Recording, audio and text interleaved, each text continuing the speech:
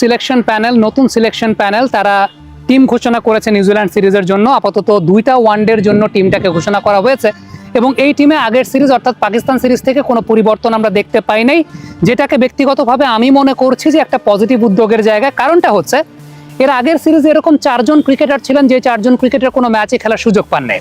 So ultimately they got chance in the national side, but without playing, without doing anything they will be drop. এই বিষয়টা বা এই কালচারটা থেকে বেরিয়ে আসাটা খুব গুরুত্বপূর্ণ বলে আমার কাছে মনে হয়।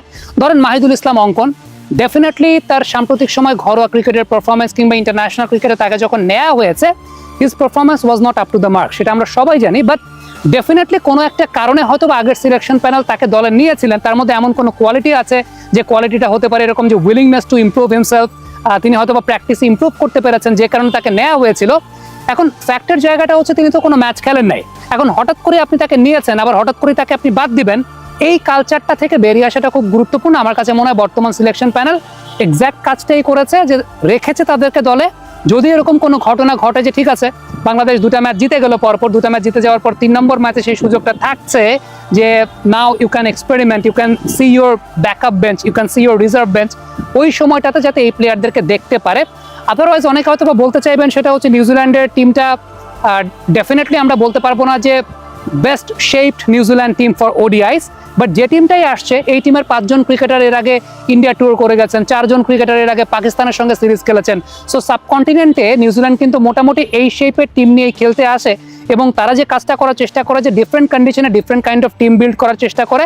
হ্যাঁ, বড় টুর্নামেন্টে বা বড় আসরের জন্য তারা তাদের একটা টিম বেসিক কম্বিনেশন রাখে, কিন্তু ওই বেসিক কম্বিনেশনে যাতে 2-1জন প্লেয়ার ইনক্লুড হতে পারে সেই কারণে দ্বিপাক্ষিক সিরিজগুলোতে কিন্তু তারা বিভিন্ন প্লেয়ারদেরকে সুযোগ দেয় কন্ডিশন বিবেচনা করে বা কন্ডিশনের উপর বেস করে। সো আমার কাছে মনে হয় যে এই জিনিসগুলো কিন্তু আমাদের ফলো করার ব্যাপার আছে, বিশেষ করে অ্যাওয়ে ট্যুরগুলোতে। কিন্তু আমি এই পার্টিকুলার সিরিজটা নিয়ে যদি কথা বলতে চাই যে ডেফিনেটলি বাংলাদেশ টিমের মধ্যে they have very healthy competition up front. বিশেষ করে আপনি যদি ওপেনিং কম্বিনেশন চিন্তা করেন, লট অফ পিপল think যে Soumya Sarkar deserves to be there in the best 11।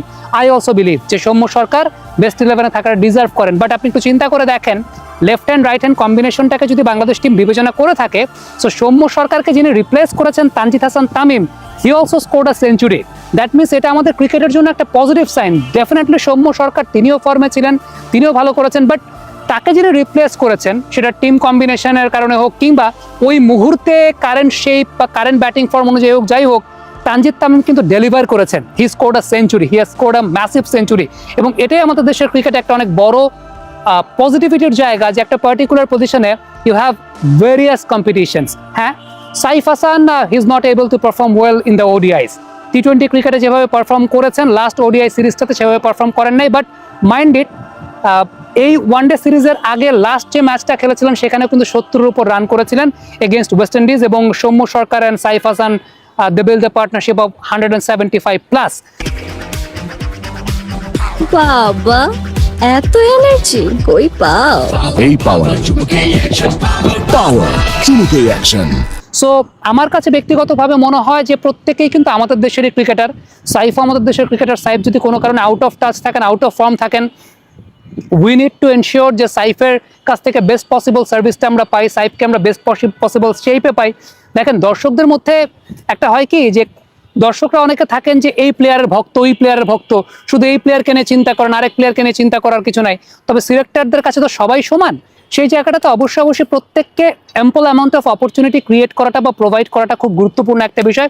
Saif যদি খারাপ খেলে থাকে, সাইফ যদি ফর্মে না থাকে, definitely you need to provide him opportunities to come back. এবং সেই সঙ্গে ন্যাশনাল টিমের কোচিং প্যানেল আছে, তারা তো প্র্যাকটিসে দেখভাল সেটা করবে। Definitely Soumya Sarkar will be there.